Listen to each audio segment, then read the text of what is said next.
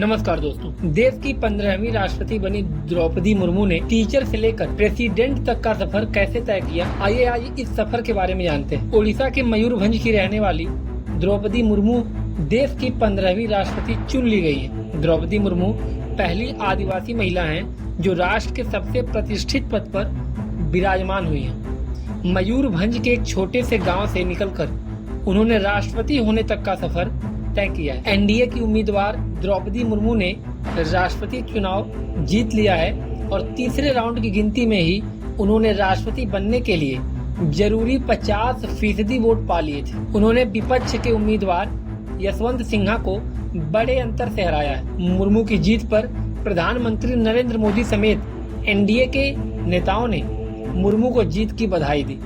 वहीं यशवंत सिन्हा ने भी मुर्मू को जीत की बधाई दी। मुर्मू मयूरभंज जिले के एक छोटे से गांव ऊपर बेड़ा की रहने वाली है। यह गांव दिल्ली से लगभग 2000 किलोमीटर और ओडिशा के भुवनेश्वर से 313 किलोमीटर दूर है। द्रौपदी मुर्मू के पति और 2 बेटों का निधन हो जाने के बाद उन्होंने अपने घर को एक बोर्डिंग स्कूल में बदल दिया, जहां आज भी स्कूल संचालित किया जाता है। द्रौपदी मुर्मू ने 1994 से 1997 के बीच रायरंगपुर के Shri Aurobindo integrated education and research में एक शिक्षिका के रूप में काम किया। 1997 में उन्होंने अधिसूचित क्षेत्र परिषद में एक निर्दलीय के रूप में चुनाव लड़ा और जीत हासिल की। एक शिक्षिका के रूप में उन्होंने प्राथमिक विद्यालय में अलग अलग विषयों को पढ़ाया। दोस्तों, साल 2015 से 2021 के बीच झारखंड की गवर्नर रही मुर्मू का जन्म 20 जून 1958 को उड़ीसा में हुआ था। उनकी पढ़ाई भुवनेश्वर के रमा देवी वुमेन्स कॉलेज से हुई है।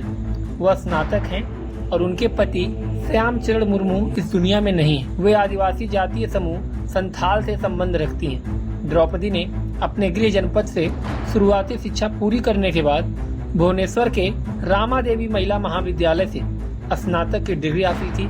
पढ़ाई पूरी होने के बाद एक शिक्षक के तौर पर अपने करियर की शुरुआत की और कुछ समय तक इस क्षेत्र में काम किया। बता दें कि द्रौपदी मुर्मू सिंचाई और बिजली विभाग में 1979 से 1983 तक जूनियर असिस्टेंट के तौर पर भी काम कर चुकी है। एक ऐसा दौर भी था जब द्रौपदी मुर्मू के सामने दुखों का पहाड़ टूट पड़ा था और वो पूरी तरह टूट गई थी। साल 2009 में द्रौपदी मुर्मू को सबसे बड़ा झटका लगा जब उनके बड़े बेटे की एक रोड एक्सीडेंट में मौत हो गई थी। उस दौरान उनके बेटे की उम्र मात्र 25 वर्ष थी। ये सदमा झेलना उनके लिए बेहद मुश्किल हो गया। इसके बाद वर्ष 2013 में उनके दूसरे बेटे की भी मृत्यु हो गई। फिर 2014 में उनके पति का भी देहांत हो गया। ऐसी स्थिति में मुर्मू के लिए खुद को संभाल पाना बेहद मुश्किल था। हालांकि उनके जानने वाले कहते हैं कि वह हर चुनौती से डील करना अच्छे से जानती हैं। ऐसे ही उन्होंने अपने कठिन समय से भी पार पाया। वे मेडिटेशन करने लगी। साल 2009 से ही उन्होंने मेडिटेशन के अलग अलग तरीके अपनाए। वे लगातार माउंट आबू स्थित ब्रह्म कुमारी संस्थान जाती रही। राष्ट्रपति पद के लिए द्रौपदी मुर्मू के नाम का जब ऐलान हुआ था, तब राजनीतिक जानकारों ने कहा था कि भाजपा ने उन्हें उम्मीदवार बनाकर बड़ा दांव खेला है। बीजेपी ने एक तीर से 2 निशान लगाए हैं। भाजपा आदिवासियों पर ध्यान केंद्रित कर रही है क्योंकि आने वाले समय में 5 राज्यों में विधानसभा चुनाव होने को है। बता दें कि कुछ महीनों में गुजरात, मध्य प्रदेश और छत्तीसगढ़ में चुनाव होने हैं।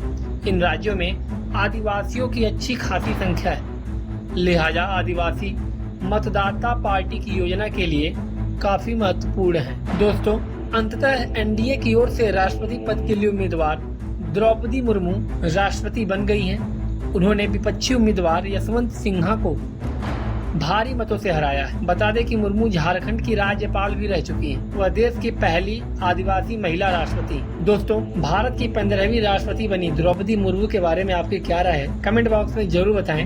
मिलते हैं आपसे अगली वीडियो में।